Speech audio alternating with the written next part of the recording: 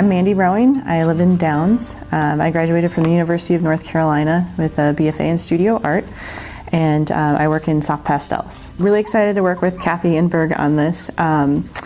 We both paint lots of different subject matter, but tend to gravitate towards water for a decent portion of it.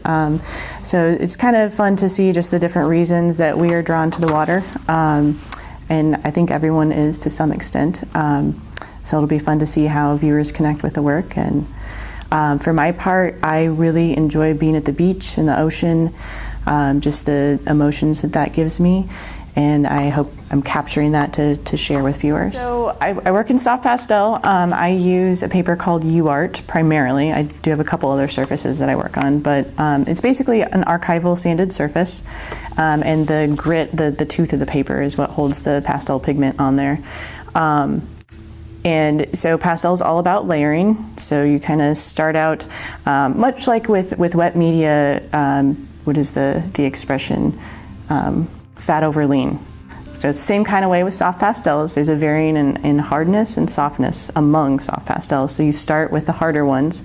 They don't lay down as much pigment, and the softer ones are for later when you want to really get it on there.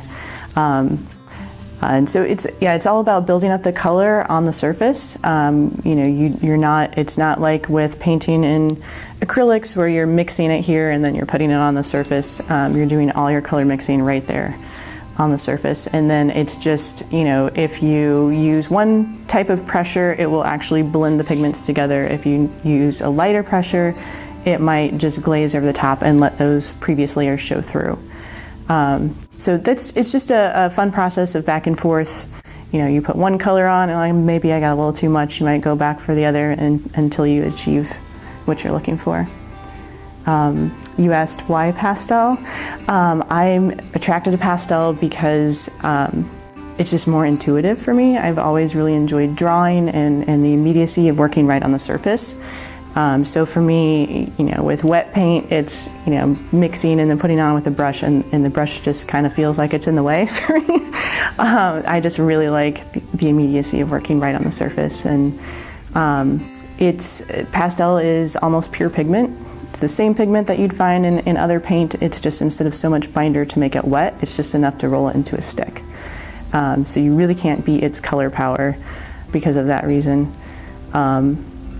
Also, being a mother, obviously I got into pastels long before I knew whether or not I was having children, but now that I do, it's really great that I can just stop and set it aside, and it's waiting there. There's no drying time. I don't have to worry about wet paint getting bad before I can get back to it or anything like that. So it's been a great medium for me, and I just am really passionate about it.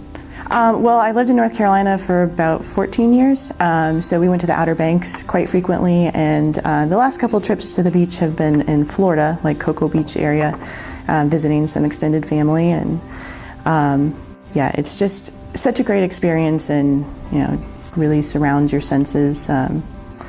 And I love all the colors, the sounds. There's just a lot there that helps me not only to relax, but also to kind of re-energize as well. So primarily with the wave paintings, I take video while I'm there. It's really helpful to try to look at before and after frames of like the main composition that you want, just to get a sense of the motion that the water has. But I do try to paint plein air while I'm there as well, and that really helps me to know the colors and things. So I don't have it playing while I'm painting, but I definitely capture my one frame that's got kind of the main composition, but then I'm looking at maybe a couple seconds here and there just to get a sense of how it's going.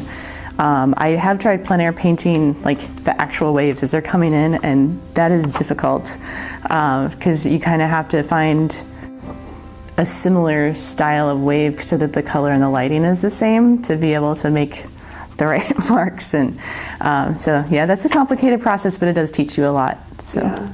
Absolutely. The more that you can paint on location and really get a sense of the place, the more information you're going to have to be able to put into a studio piece. So I really enjoy the way beauty in nature makes me feel, and there's enough ugly in the world, and I want to share more of that beauty and joy.